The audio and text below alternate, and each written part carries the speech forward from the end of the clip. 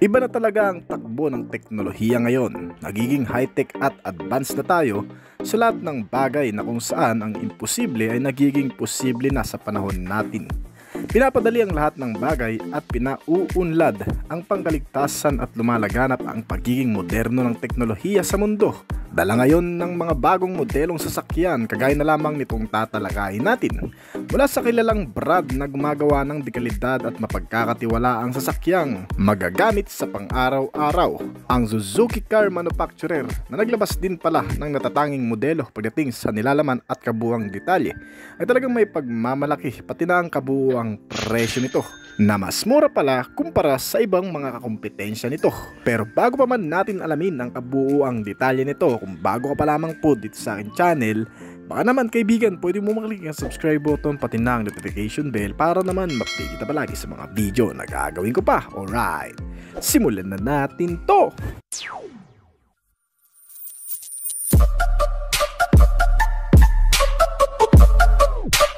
Pinagsama-samang pagiging rugged, maporma at simpleng utility MPV car ang makikita mo sa Suzuki XL7.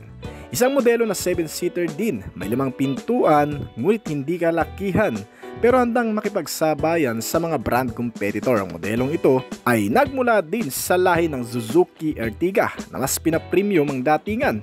Mas complete setup kasi at mas high upgrade sa specs and features pati sa performance level. Inalabas ito sa bansa kasabay ng ilan sa mga kakumpetensya nito tulad ng Mitsubishi Expander Cross at Toyota Avanza Veloz. Ang mga modelong mas high-tech at advanced sa mga ordinaryong MPV car. Itong Suzuki XL7, sa mga hindi pa nga pala nakakakilala dito, ang modelong ito ay may pagmamalaki talaga pagdating sa mga internal specs, capacity at external design. Adventurous at rugged looking yan ang unang makikita sa front face cover nito na parang kagaya lang din ng ilan sa mga detalye sa Expander Cross. May front skid plate at may mga fender cladding. Ito ang nagbibigay ng pagka-rugged looking nito. Sinamahan pa yan ng mga side skirt at ilang garnish fairings. Built-in ang roof rail kaya pwedeng lagyan ng roof rack. At may mga mud guards kung bakit naman nasabi nating napaka-adventurous looking. Kasi makikitaan mo na ng kumpletong gamit, design at pagkakabagayan. Pero may unique na design ang front bumper grill nito. Isang muscular chrome accent, horizontal lane. Hugis katana daw ito nakarugtong ng daytime running light. Kaya dito pa lang alam mo na kung saan gawa ito, sa Japanese brand manufacturer na Suzuki Car. Ang mga ilaw nitong modelo ay may sariling disenyo, naka-LED type ang mga malalaking headlamp nito na may 3 pillars sa loob. Ang maganda dito ay mas maliwanag at malawak ang sinag nito lalo na sa madidilim na kalsada. At ang tail lamp din nito ay naka-LED type kaya napaka-visible mo na yan maliban sa mga fog lamp at signal lamps na halogen type lamang. Ilan pa sa mga external specs na makikita mo sa modelong ito ay ang pagkakaroon ng electric folding rear view mirror. Power at the adjustable na rin yan. At itong fuel lid nito o yung lagay ng gasolina ay nabubuksan rin sa pamamagitan ng remote key control system. Bukod pa dyan ay meron na rin itong rear camera, mga bumper sensor at parking sensor na magagamit mo sa pagpapark lalo na kung hindi ka pa sanay sumingit-singit. Pagdating naman sa interior, makikita ang mga comfortable seats na leather ang cover. Adjustable, may mga headrest at foldable na rin. Kaya ang space sa likuran ay mamamaximize kung kinakailangan. Ilan din sa ipinagmamalaki nitong modelo ay ang pagiging durable, matipid at malakas kahit papano, pati sa mga akyating lugar. Ang kabuang detalye ng makina ay pinapagana ng 1.5 liter gasoline engine, 9-4-cylinder 16-valve dual overhead camshaft engine. May fuel supply system na MPI o tinatawag na multi-point injection system. Itong tumutulong sa modelong ito para kumonsumo ng mas nakatitipid sa gasolina. Ang fuel tank capacity na 45 liters ay kayang ubusin ng hanggang sa 22 to 24 km per liter. Isang malaking bagay para sa atin na madalas ay bumabiyahe ng malalayong lugar. Isa pa, maganda rin itong gawing riding body. Hindi lang kasi sa katipiran kundi sa performance na ipinamamalas nito. Ang naka-automatic transmission type kasi na may 4-speed na variable gearbox ay kaya mag-produce ng maximum output na 103 horsepower sa kada 6,000 RPM at 138 Nm of torque naman sa kada 4,400 RPM. Kaya ang average top speed na nagagawa nito ay umaabot ng 170 km/h. Pero wag ka mga kaibigan, ang modelong ito ay hindi mo lang din mapapakinabangan sa highway, city ride, long ride o kahit saan man dahil kalimitang ginagamit din ito ng ilan sa mga off-road, mabubundok at mababatong kalsada dahil sa mga reliable suspensions na ilinagay dito. Gawang Japanese car nga naman kaya subuk at mapagkakatiwalaan. Sa front ay ginamitan ng naka-MacPherson strut habang ang rear suspension naman nito ay naka-torsion beam with shock and coil spring. Ang malakas na kapit ng braking system nito ay dahil sa naka-ventilated disc type ang front at naka-drum brake type naman ang rear brake nito. Itong modelo ay magaan lang ding i-manage ang pagmamaniobra. Naka-tilt-in telescopic kasi ang steering column at steering gear type na rack and pinion. Kaya malambot ang manubela na may turning radius na 5.2 meters kung ikaw ay mag-U-turn. At pagdating naman sa wheel and tires nito, naka-alloy wheel tires na rin ang mags nito at tubeless naman ang gulong, na may kabuuang sukat na 195 by 60R16. Pagdating naman sa iba pang bagay mga kaibigan, syempre ang Japanese brand ay hindi rin magpapahuli sa mga modernong katangian.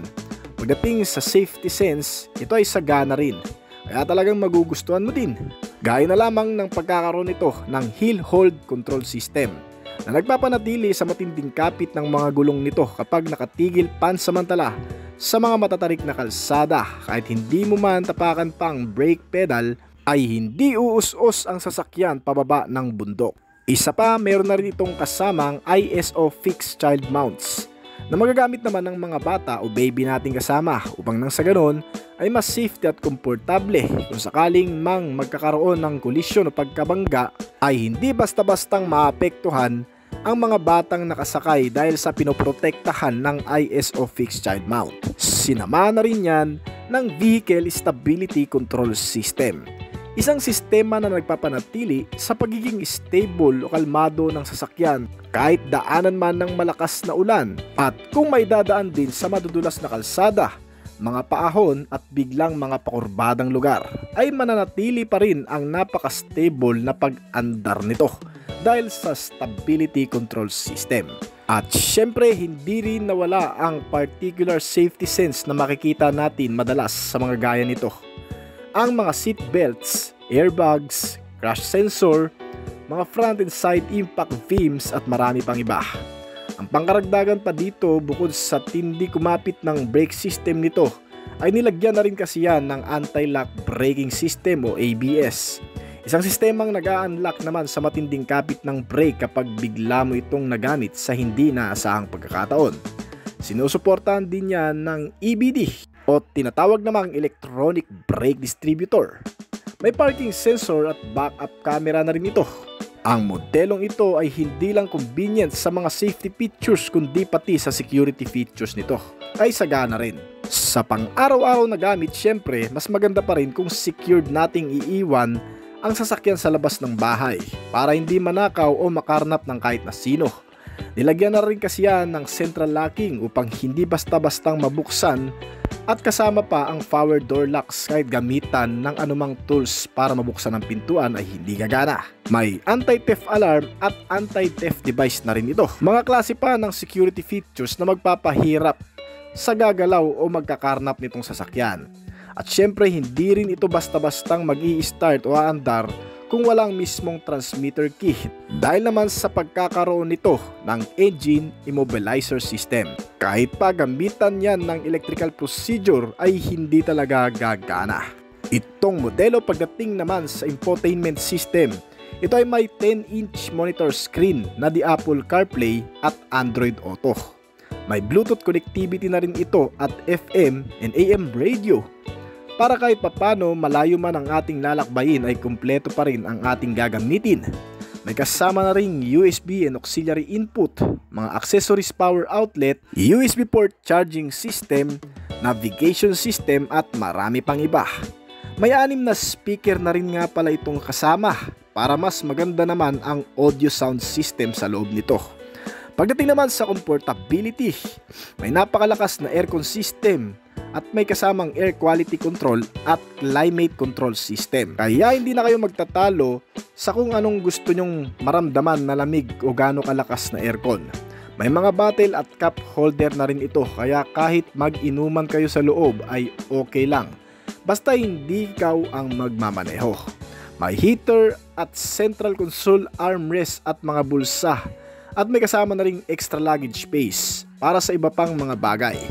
Ang instrument cluster naman nito ay napaka-sporty, naka-TFT at napaka-accessible, pati informative pa. Hindi mahirap unawain ang mga notification na lumalabas dito. Ang kabuuang sukat nito ay eksakto na ring pang pamilyang sasakyan. Dahil may lapad ito na 1,775mm at haba naman na 4,450mm. Ang kabuuang taas nitong modelo ay nasa 1,710mm at may ground clearance na 200mm. Kaya kung may dadaan mo sa matutubig na lugar, hindi rin basta-bastang papasukin. Ang cargo volume naman nito ay talagang mapapakinabangan mo, lalo na sa hakutan. Kayang magkarga ng 153 liters sa loob nito at may gross weight na 1,730kg. Kayang kumarga din ng bigat na aabot sa 1,163kg.